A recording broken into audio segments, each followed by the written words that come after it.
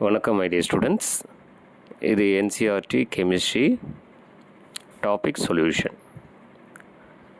It is the mass of solute dissolved in 100 ml of the solution. It is the mass of solute dissolved in 100 ml of the solution.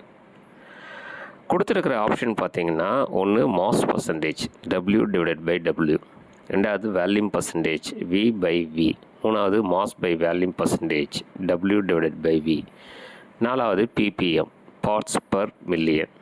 இதில் எது வந்து சரியான answer? இந்த mass percentage அப்படின்னு பார்த்தீங்கன்னா first one கொடுத்துருக்கிறதுல உதாரணத்துக்கு ஒரு 10% glucose solution அப்படின்னா இன் வாட்டர் அப்படின்னா என்ன அர்த்தம்னா 10 gram of glucose dissolve in 90 gram of water அப்படின்னு அர்த்தம். அப்போ ஃபஸ்ட் ஆப்ஷன் தவறு. ஏன்னா இங்கே நம்ம கொடுத்துருக்கிறது mass of solute dissolve in 100 ml of the solution அப்படின்னு கொடுத்துருக்காங்க.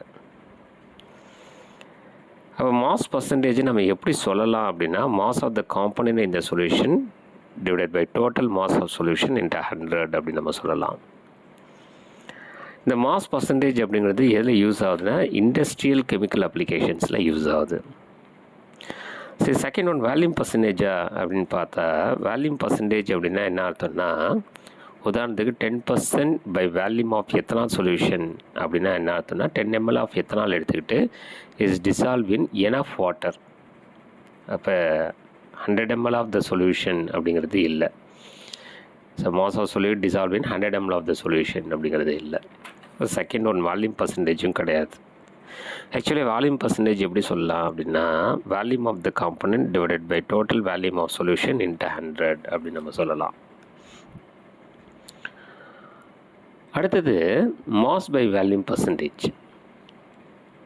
W/V, இதுதான் சரியான ஆன்சர். ஒரு 10% சொல்யூஷன் ஆஃப் சோடியம் குளோரைடு அப்படின்னா என்ன அர்த்தம்னா 10 gram of sodium chloride dissolve in 100 ml of the solution. நமக்கு சொல்லியிருக்கிறது பாருங்கள் mass of solute dissolve in 100 ml of the solution அப்படி தானே சொல்லியிருக்காங்க.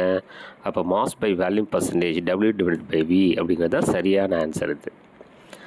நாலாவது பார்ட்ஸ் பர் மில்லியன் அப்படின்னா என்ன அர்த்தம் அப்படின்னா a solute is present in trace quantities the concentration is express in parts per million.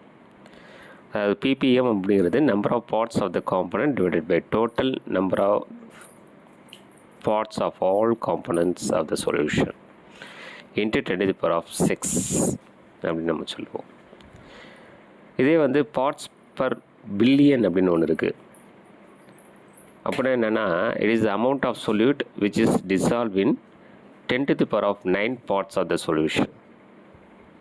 ppb அப்படின்னா என்னென்னா mass of solute particles divided by mass of solution into 10⁹.